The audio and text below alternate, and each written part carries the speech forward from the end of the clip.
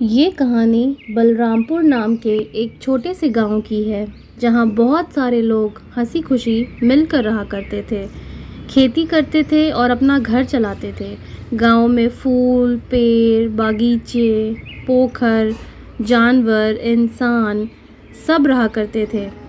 पर बलरामपुर गांव में इन सब के साथ साथ एक गहरा राज भी छुपा हुआ था। ये कहानी है उस राज की जिसे खोलने का समय आ चुका है। इस राज की शुरुआत आज से करीब 150 साल पहले होती है, जब बलरामपुर गांव में इंसानों की बस्ती के साथ साथ जिन्नों का कबीला भी रहा करता था, जो इंसानी बस्ती से दूर गांव के एक दूर दराज के बंजर इलाके में रहता था। वैसे तो जिन्नों के पास बहुत हुनर था, पर उनके पास एक खास शक्ति थी, स्वादिष्ट मिठाइयाँ बनाने की शक्ति, जिससे वो लोग तरह तरह की स्वादिष्ट मिठाइयाँ बनाया करते थे।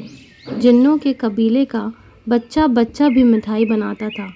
ये शक्ति एक वरदान थी जो उन्हें अपने पूर्वजों से मिली थी।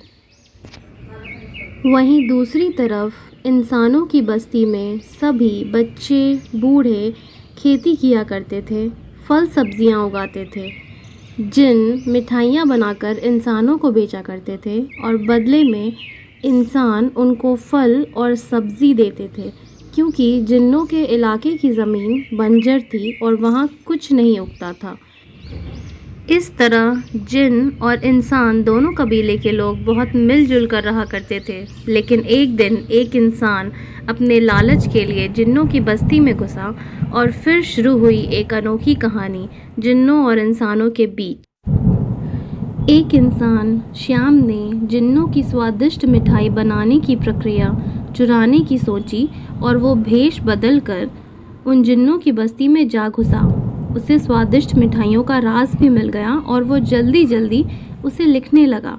तभी एक जिन ने उसे ऐसा करते देख लिया। उस जिन ने तुरंत अपने जिन भाइयों को ये बात बताई। जिन्नों का पूरा कबीला ये खबर सुनते ही आग बबूला हो गया।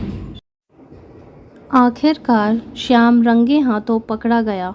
वो रोने गिड़गिड़ाने लगा और खुद को बचाने के लिए उसने सारा इल्ज़ाम पूरे गांव वालों पर लगा दिया और बोलने लगा कि उसकी कोई गलती नहीं है, बल्कि ये गांव वालों की साजिश है और उनके बहकावे में आकर उसने ये हरकत की।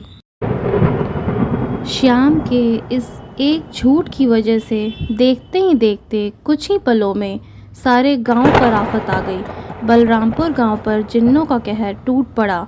चारों तरफ अंधेरा छा गया। जिन्नों ने पूरे गांव में उथल पुथल मचा दी।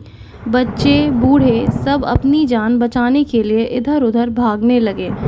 जिस बलरामपुर गांव में कभी जिन और इंसान दोनों के कबीले हंसी खुशी मिलकर रहा करते थे, आज वहीं दोनों कबीलों के लोग एक दूसरे के जानी दुश्मन बन चुके थे।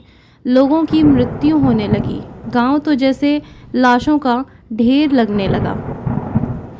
ये सब देखकर गांव की मुखिया रानी ने जिन्नों से बात करने का फैसला लिया और जिन्नों के कबीले जा पहुंची। रानी ने आखिर जिन्नों के मुखिया भोला को सारी बात बताई कि कैसे श्याम ने अपनी जान बचाने के लिए झूठ बोला और सारा इल्ज़ाम गांव वालों पर डाल दिया।